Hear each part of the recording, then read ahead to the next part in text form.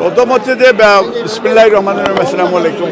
জুলাই আন্দোলনের 1 বছর পূর্তি আমরা প্রথমেই স্পেশালি আমাদের কোমলমতি ছাত্রছাত্রীরা যারা জীবন দিয়েছে এই দেশের জন্য, আমরা তাদের আত্মার মাগফিরাত কামনা করছি।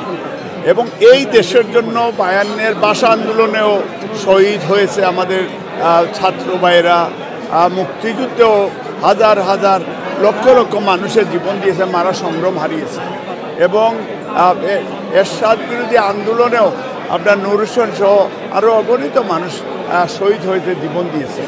আমরা লেটেস্ট কোমলমতি ছাত্রছাত্রী সহ সবার আত্মার মাগফিরাত কামনা করছি। এখন বিষয়টা হচ্ছে যে জুলাই, অফকোর্স জুলাই আমাদের গ্র্যান্ড চিলড্রেনরা তারা আন্দোলন করেছে, আমরা তাদের পাশে ছিলাম। আমাদের মূল বিষয়টা হচ্ছে ইভেন বাংলাদেশেও জুলাই আন্দোলনের সবচেয়ে বৃহত্তর আন্দোলন আমরা প্রবাসে গড়ে তুলেছিলাম, আপনারা সাথে ছিলেন। আপনারাও জানেন যে আমরা আপনার এই যে গত 15 বছর বিএনপি জনাব তারেক রহমানের নেতৃত্বে মানুষের ভোটাধিকার ফিরিয়ে দেওয়ার জন্য যে আন্দোলনটা হয়েছিল, সেইখানেই কিন্তু ধারাবাহিকভাবেই জুলাই আন্দোলনটা সংগঠিত হয়েছে। এবং সেইখানে বিএনপির প্রায় 700 স্টুডেন্ট তারাও জীবন দিয়েছে।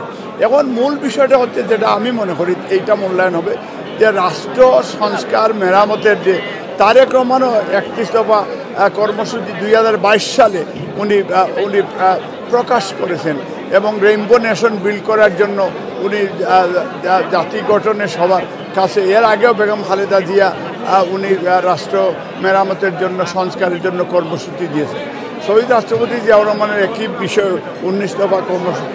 আমরা সব মিলিয়ে যে জিনিসটা, এই যে আপনার জুলাইয়ের চেতনা, স্বাধীনতার চেতনা, 52-এর চেতনা, সবগুলি মিলেই আমরা বাংলাদেশে একটা সুষ্ঠু নিরপেক্ষ নির্বাচন, যেটার জন্য যারা জীবন দিল, সাম্য, মানবিক মর্যাদা, সামাজিক ন্যায় বিচার সুপ্রতিষ্ঠার জন্য, আইনের শাসন, ডেমোক্রেসি, হিউম্যান রাইটস, এবং যাতে ইনক্লুডিং নেইবারিং কান্ট্রি, যাতে আমাদের ফেলানির লাশ আর যেন না হয়, মিডিয়ার মেজাগারের বিচার যেন হয়, এই সব মিলিয়ে কিন্তু আমরা ওই নিডে একটা ফ্রি ফেয়ার ইলেকশন, যেটা ডক্টর ইউনূস এবং তারেক সাহেবের মাঝখানে এই ফেব্রুয়ারিতে এটা তারা জাতির উদ্দেশ্যে, আজকেও ডক্টর ইউনূস সাহেব উনি বক্তব্য দিয়েছেন রোজার আগে নির্বাচন হবে।